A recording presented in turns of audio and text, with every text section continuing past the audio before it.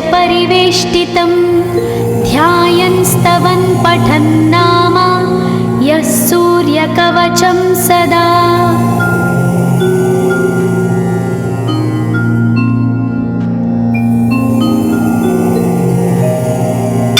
कवचं गृणिः पातु शिरोदेशं सूर्यः पालं च पातु मे आदित्यो लोचने पातु श्रुतिपातः प्रभाकरः घ्राणं पातु सदा भानो अर्क पातु तथा।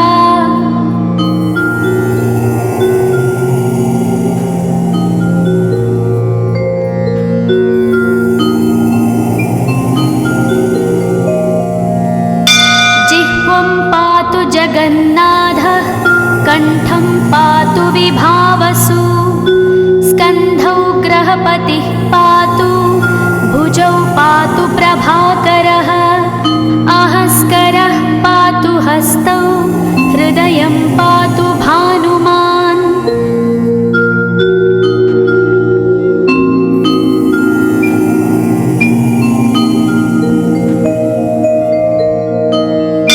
मध्यं च पातु सप्ताश्वो नाभिं पातु नभोमणिः द्वादशात्मा कटिं पातु सविता पातु सक्तिनी ऊरू पातु सुरश्रेष्ठो जानुनी पातु भास्करः जङ्घे पातु च मार्ताण्डो गुल्फौ पातु त्विषाम्पतिः।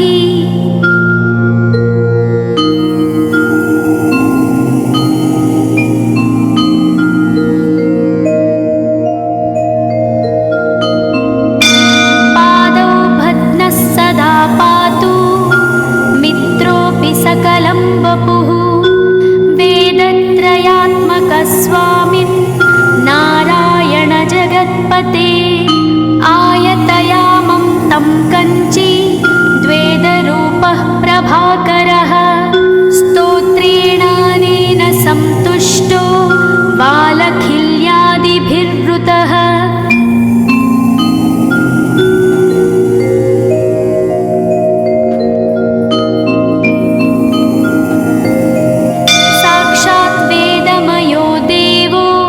रथारूढः समागतः तं दृष्ट्या सहस्तोत्थाय दण्डवत् प्रणमन् भुवि कृताञ्जलिपुटो भूत्वा सूर्यस्याग्रे स्तुवत्तदा वेदमूर्तिः महाभागो ज्ञानदृष्टिर्विचार्य च ब्रह्मणा स्थापितं पूर्वं यथा यमाविवर्जितम्।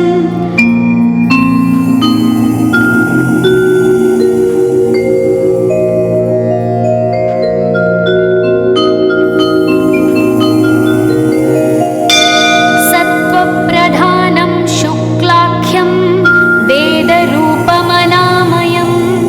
शब्दब्रह्ममयं वेदं सत्कर्म ब्रह्मवाचकम् मुनिमध्यापयामास प्रथमं सविता स्वयं तेन प्रथमदत्तेन वेदेन परमेश्वरः यज्ञवल्क्यो मुनिश्रेष्ठः कृतकृत्यो भवत्तदा।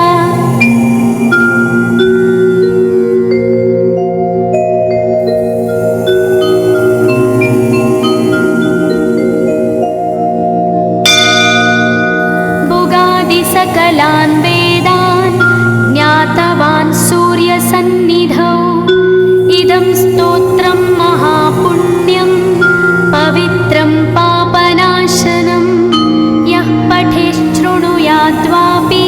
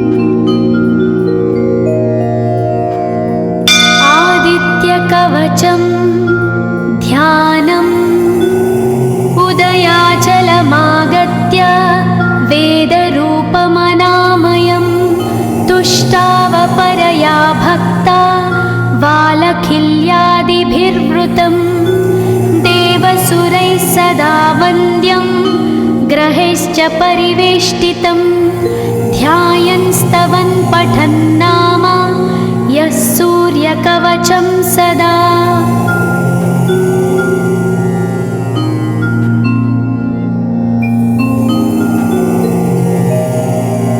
कवचं गृणिः पातु शिरोदेशं सूर्यः पालं च पातु मे आदित्यो लोचने पातु श्रुतिपातः प्रभाकरः घ्राणं पातु सदा भानो अर्क पातु तथा।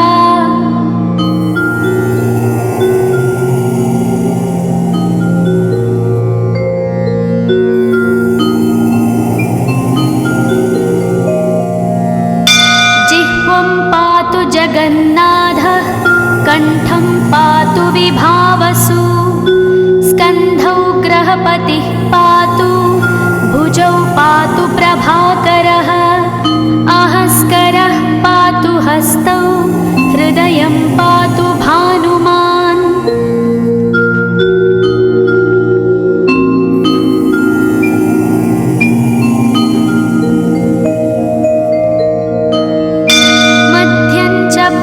सप्ताश्वो नाभिं पातु नभोमणिः द्वादशात्मा कटिं पातु सविता पातु सक्तिनी ऊरू पातु सुरश्रेष्ठो जानुनी पातु भास्करः जङ्घे पातु च मार्ताण्डो गुल्फौ पातु त्विषाम्पतिः।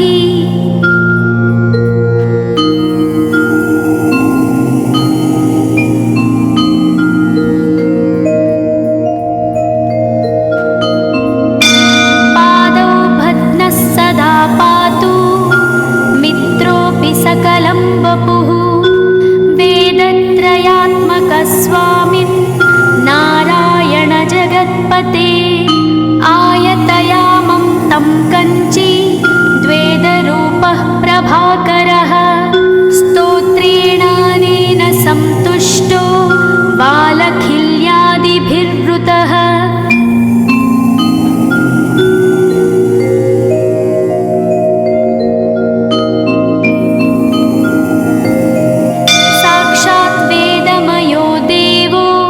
रथारूढः समागतः तं दृष्ट्या सहस्तोत्थाय दण्डवत् प्रणमन् भुवि कृताञ्जलिपुटो भूत्वा सूर्यस्याग्रे स्तुवत्तदा वेदमूर्तिः महाभागो ज्ञानदृष्टिर्विचार्य च ब्रह्मणा स्थापितं पूर्वं यथा यमाविवर्जितम्।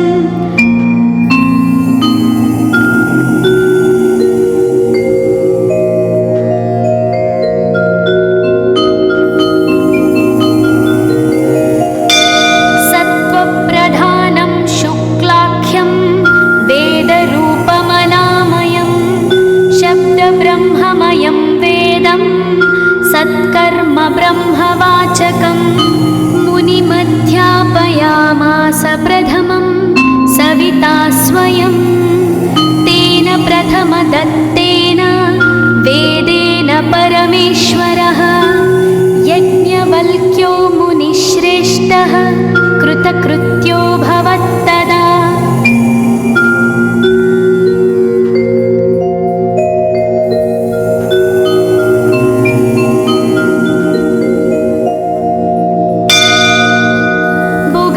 सकलान् वेदान् ज्ञातवान् सूर्यसन्निधौ इदं स्तोत्रं महापुण्यं पवित्रं पापनाशनं यः पठेच्छृणुयाद्वापि सर्वपापैः प्रमुच्यते वेदार्थज्ञानसम्पन्नः सूर्यलोकमवाप्नुयात्।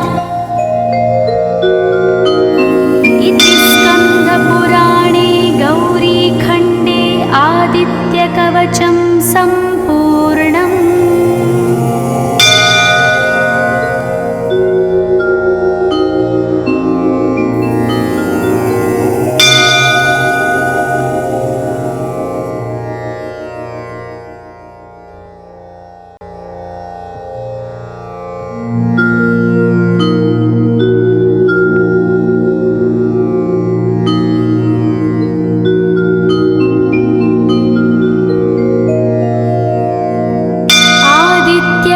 कवचं ध्यानम् उदयाचलमागत्य वेदरूपमनामयं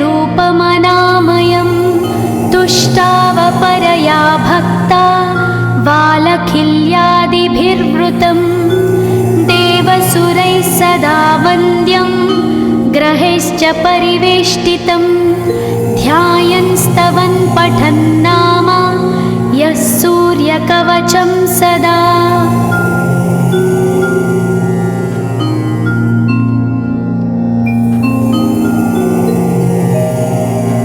कवचं गृणिः पातु शिरोदेशं सूर्यः पालं च पातु मे आदित्यो लोचने पातु श्रुतिपातः प्रभाकरः घ्राणं पातु सदा भानो अर्क पातु तथा।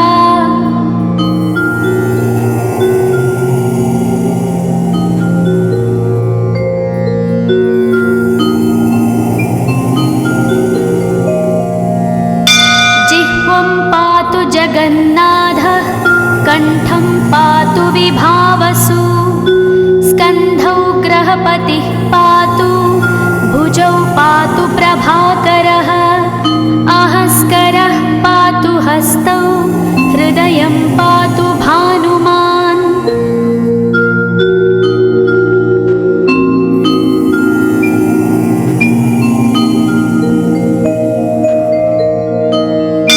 मध्यं च पातु सप्ताश्वो नाभिं पातु नभोमणिः द्वादशात्मा कटिं पातु सविता पातु सक्तिनी ऊरू पातु सुरश्रेष्ठो जानुनी पातु भास्करः जङ्घे पातु च मार्ताण्डो गुल्फौ पातु त्विषाम्पतिः।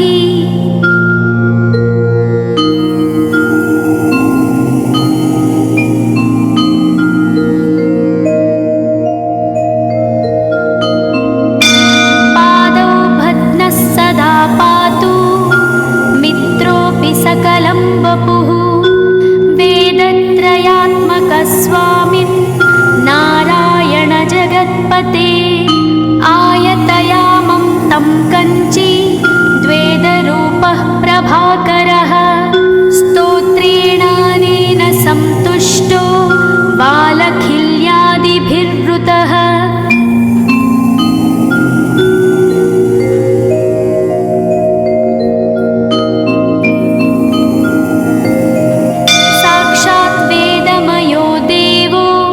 रथारूढः समागतः तं दृष्ट्या सहस्तोत्थाय दण्डवत् प्रणमन् भुवि कृताञ्जलिपुटो भूत्वा सूर्यस्याग्रे स्तुवत्तदा वेदमूर्तिः महाभागो ज्ञानदृष्टिर्विचार्य च ब्रह्मणा स्थापितं पूर्वं यथा यमाविवर्जितम्।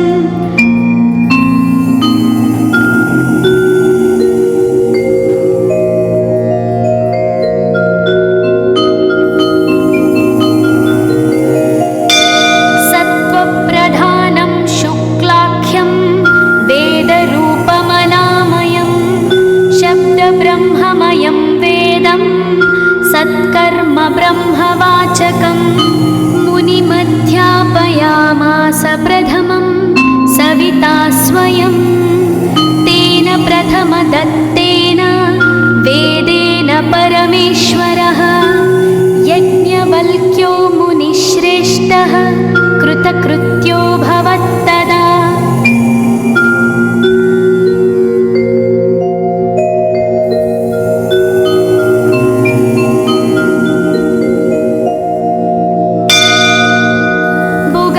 सकलान् वेदान् ज्ञातवान् सूर्यसन्निधौ इदं स्तोत्रं महापुण्यं पवित्रं पापनाशनं यः पठेत् शृणुयात्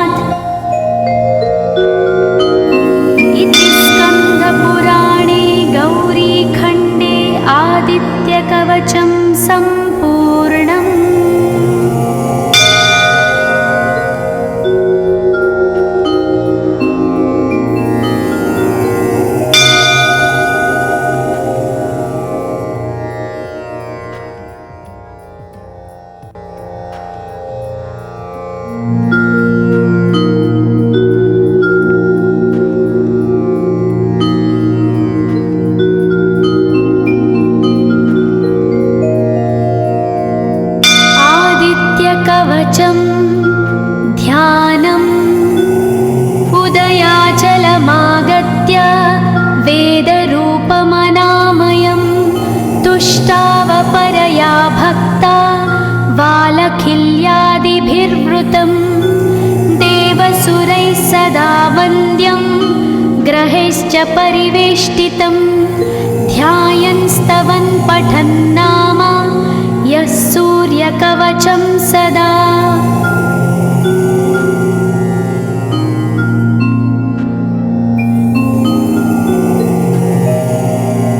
कवचं गृणिः पातु शिरोदेशं सूर्यः पालं च पातु मे आदित्यो लोचने पातु श्रुतिपातः प्रभाकरः घ्राणं पातु सदा भानु अर्क पातु तथा।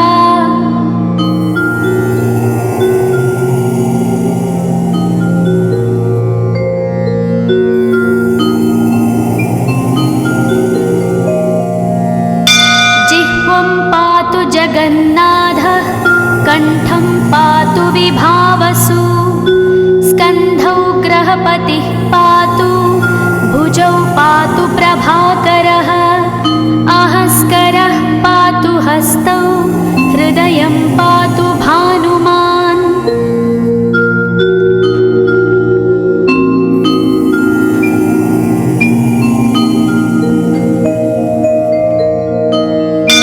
मध्यं च पातु सप्ताश्वो नाभिं पातु नभोमणिः द्वादशात्मा कटिं पातु सविता पातु सक्तिनी ऊरू पातु सुरश्रेष्ठो जानुनी पातु भास्करः जङ्घे पातु च मार्ताण्डो गुल्फौ पातु त्विषाम्पतिः।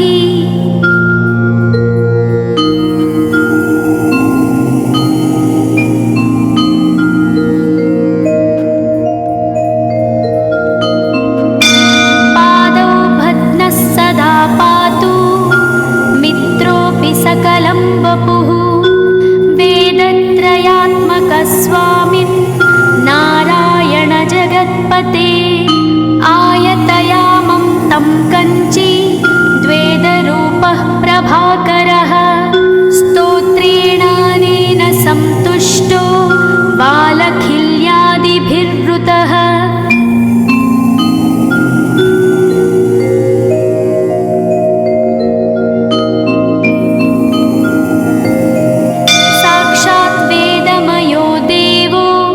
रथारूढः समागतः तं दृष्ट्या सहस्तोत्थाय दण्डवत् प्रणमन् भुवि कृताञ्जलिपुटो भूत्वा सूर्यस्याग्रे स्तुवत्तदा वेदमूर्तिः महाभागो ज्ञानदृष्टिर्विचार्य च ब्रह्मणा स्थापितं पूर्वं यथा यमाविवर्जितम्।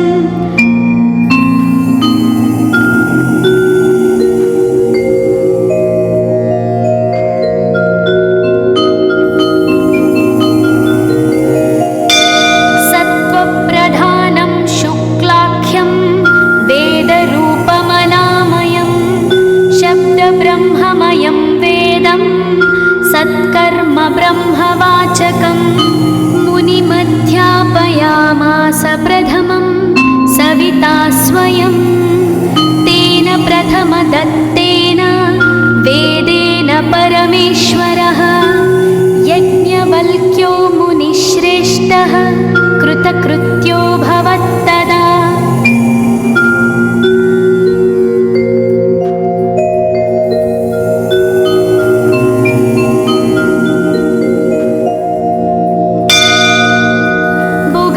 सकलान् वेदान् ज्ञातवान् सूर्यसन्निधौ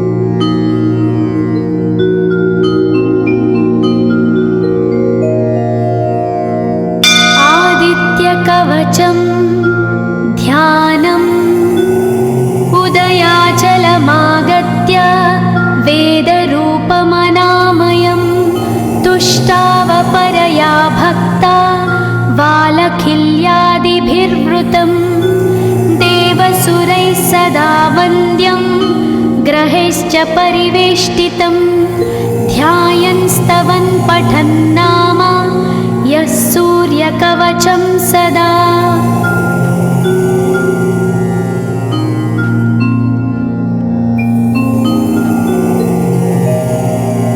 कवचं गृणिः पातु शिरोदेशं सूर्यः पालं च पातु मे आदित्यो लोचने पातु श्रुतिपातः प्रभाकरः घ्राणं पातु सदा भानो अर्क पातु तथा।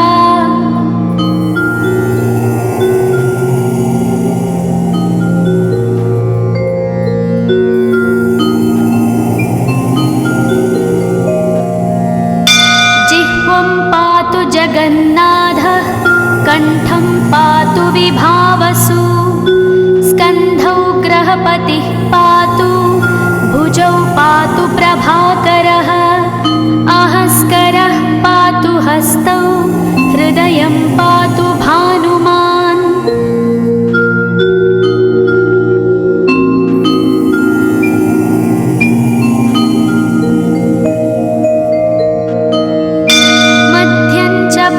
सप्ताश्वो नाभिं पातु नभोमणिः द्वादशात्मा कटिं पातु सविता पातु सक्तिनी ऊरू पातु सुरश्रेष्ठो जानुनी पातु भास्करः जङ्घे पातु च मार्ताण्डो गुल्फौ पातु त्विषाम्पतिः।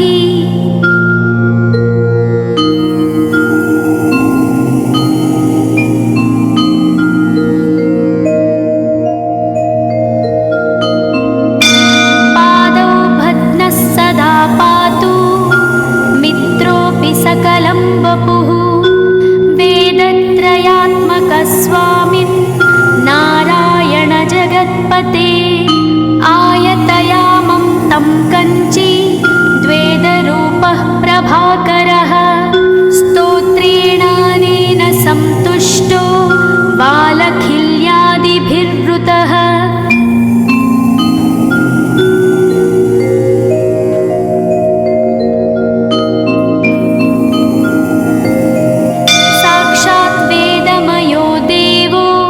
रथारूढः समागतः तं दृष्ट्या सहस्तोत्थाय दण्डवत् प्रणमन् भुवि कृताञ्जलिपुटो भूत्वा सूर्यस्याग्रे स्तुवत्तदा वेदमूर्तिः महाभागो ज्ञानदृष्टिर्विचार्य च ब्रह्मणा स्थापितं पूर्वं यथा यमाविवर्जितम्।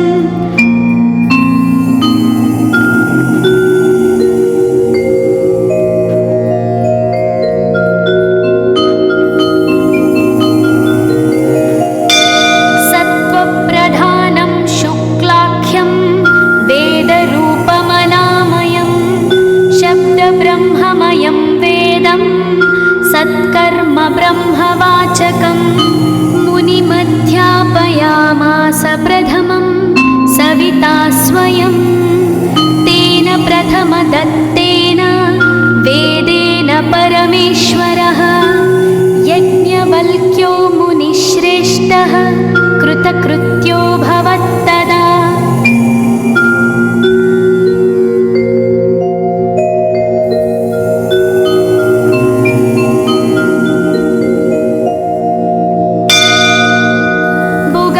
सकलान् वेदान् ज्ञातवान् सूर्यसन्निधौ इदं स्तोत्रं महापुण्यं पवित्रं पापनाशनं यः पठेच्छृणुयाद्वापि सर्वपापैः प्रमुच्यते वेदार्थज्ञानसम्पन्नः सूर्यलोकमवाप्नुयात्। पुराणे गौरीखण्डे आदित्यकवचं सम्पूर्णम्।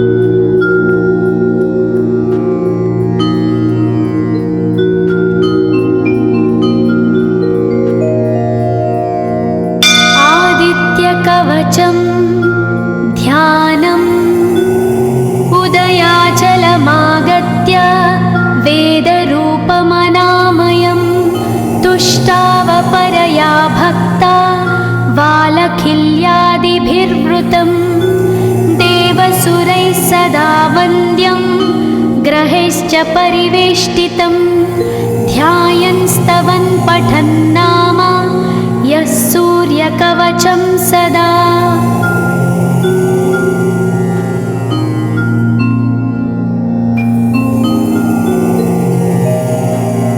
कवचं गृणिः पातु शिरोदेशं सूर्यः पालं च पातु मे आदित्यो लोचने पातु श्रुतिपातः प्रभाकरः घ्राणं पातु सदा भानो अर्क पातु तथा।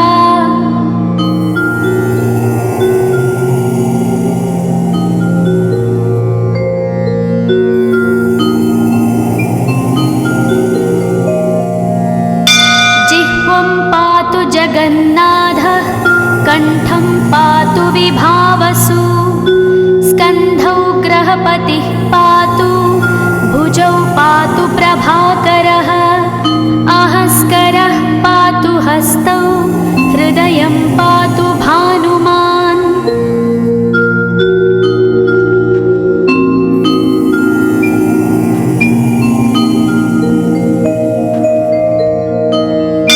मध्यं च पातु सप्ताश्वो नाभिं पातु नभोमणिः द्वादशात्मा कटिं पातु सविता पातु सक्तिनी ऊरू पातु सुरश्रेष्ठो जानुनी पातु भास्करः जङ्घे पातु च मार्ताण्डो गुल्फौ पातु त्विषाम्पतिः।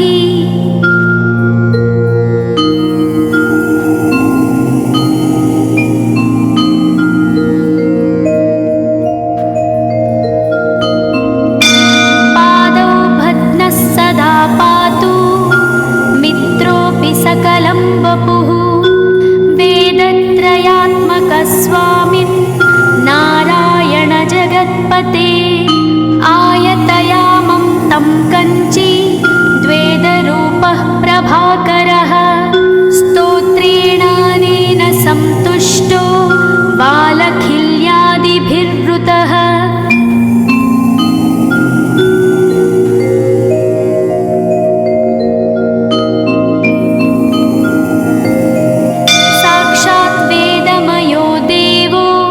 रथारूढः समागतः तं दृष्ट्या सहस्तोत्थाय दण्डवत् प्रणमन् भुवि कृताञ्जलिपुटो भूत्वा सूर्यस्याग्रे स्तुवत्तदा वेदमूर्तिः महाभागो ज्ञानदृष्टिर्विचार्य च ब्रह्मणा स्थापितं पूर्वं यथा यमाविवर्जितम्।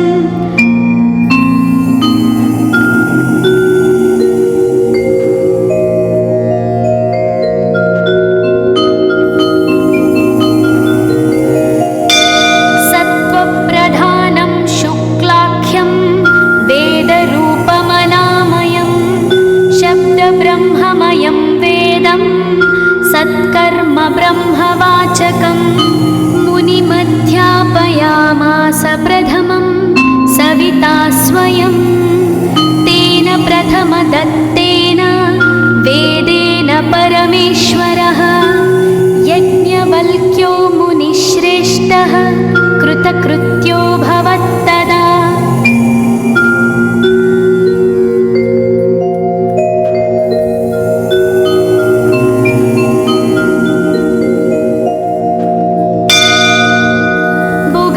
सकलान् वेदान् ज्ञातवान् सूर्यसन्निधौ इदं स्तोत्रं महापुण्यं पवित्रं पापनाशनं यः पठेच्छृणुयाद्वापि सर्वपापैः प्रमुच्यते वेदार्थज्ञानसम्पन्नः सूर्यलोकमवाप्नुयात्। इति स्कन्दपुराणे गौरीखण्डे आदित्यकवचं